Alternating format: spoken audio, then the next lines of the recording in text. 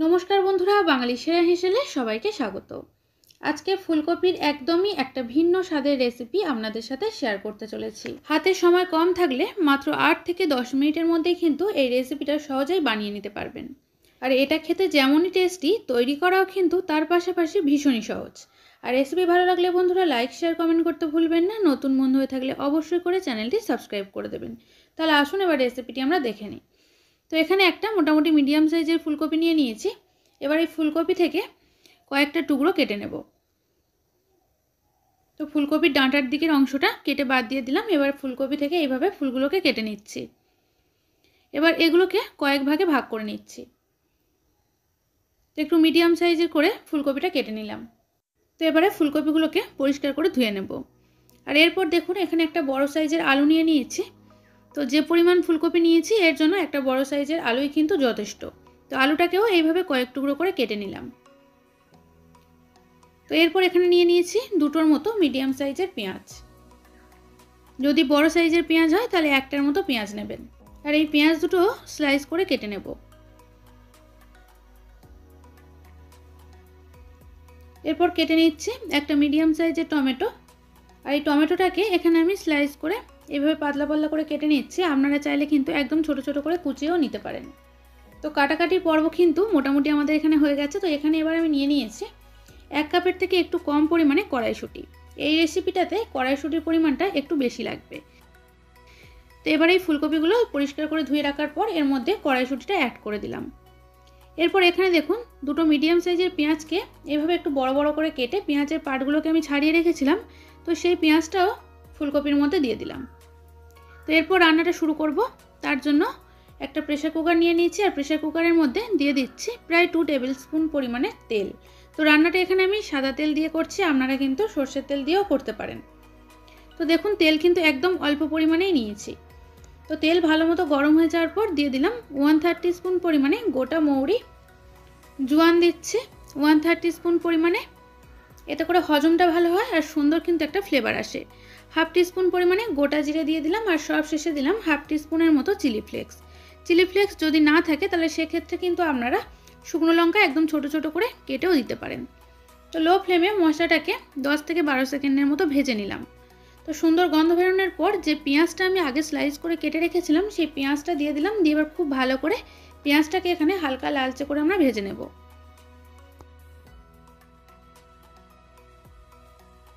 তো দেখুন এখানে পেঁয়াজের কালারটা চেঞ্জ হয়ে গেছে। এই পর্যায়ে যে টমেটোটা আমি স্লাইস করে কেটে রেখেছিলাম সেটা দিয়ে দিলাম। আর একই সাথে দিয়ে দিচ্ছি গ্রেট করে রাখা আদা রসুন। তো এখানে আমি 4 থেকে 5 কোয়া মতো রসুন আর তার সাথে 1/2 ইঞ্চি পরিমাণে আদা নিয়ে গ্রেট করে রেখেছিলাম। আর একই সাথে স্বাদ অনুযায়ী লবণটাও অ্যাড করে দিলাম। তো লবণটা আমি এখানে এই কারণেই দিলাম যাতে করে টমেটোটা তাড়াতাড়ি নরম হয়ে যায়। তো এবারে খুব ভালো করে সমস্ত কিছু কষিয়ে নিচ্ছি।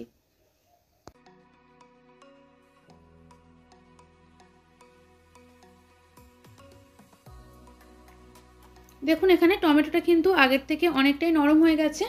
তো এবার এখানে কয়েকটা গুঁড়ো মশলা অ্যাড করব। তো প্রথমে দিলাম 1/2 টিস্পুন পরিমাণে হলুদের গুঁড়ো, 1/2 টিস্পুনের মতো লাল লঙ্কার গুঁড়ো দিয়ে দিলাম। তবে ঝালটা কিন্তু অবশ্যই আপনারা আপনাদের টেস্ট অনুযায়ী দেবেন। দিলাম 1/2 টিস্পুন পরিমাণে জিরের গুঁড়ো আর 1/2 টিস্পুন ধনের গুঁড়ো। আর সব শেষে একটা সুন্দর যাতে করে কালার আসে সেজন্য আমি দিয়ে দিলাম 1 টিস্পুন পরিমাণে কাশ্মীরি লাল লঙ্কার গুঁড়ো। এরপর একদম অল্প পরিমাণে একটু জল দিয়ে দিলাম যাতে করে মশলাটা আমাদের কষাতে এখানে সুবিধা হয়। তো জল দিয়ে মশলাটা কষালে আর কিন্তু এটা প্রেসার কুকারের গায়ের সাথে লেগে যাবে না। তো সেজন্য একটু জল দিয়ে কষিয়ে নিচ্ছি। আর কাশ্মীরি লঙ্কার গুঁড়োটা কিন্তু সম্পূর্ণ অপশনাল, কালারের জন্য ব্যবহার করেছি, সেজন্য আপনারা চাইলে দিতেও পারেন নাও দিতে পারেন। তো মশলাটা মোটামুটি এখানে প্রায় মিনিট 2 সময় ধরে কষিয়ে নিয়ে ফুলকপি, পেঁয়াজ আর কড়াইশুঁটি একই সাথে অ্যাড করে দিচ্ছি।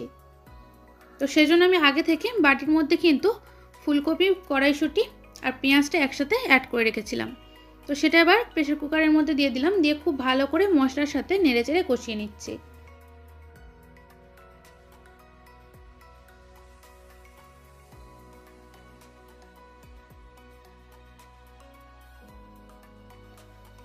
ফুলকপি দেওয়ার পর মশলার সাথে বেশ ভালো করে একটু ভাজা ভাজা করে নিলাম।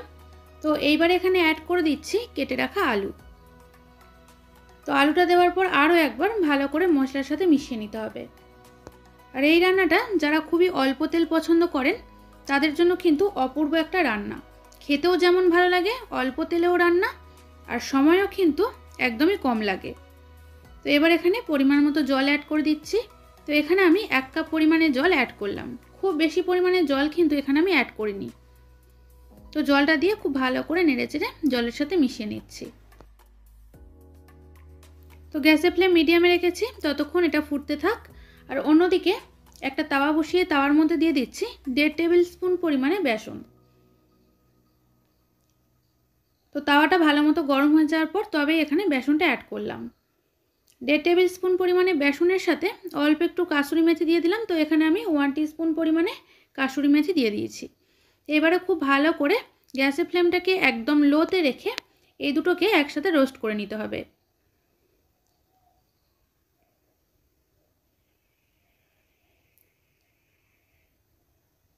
তো প্রায় মোটামুটি বেশ কিছুক্ষণ এটাকে নাড়াচাড়া করে ড্রাই রোস্ট করে নিলাম।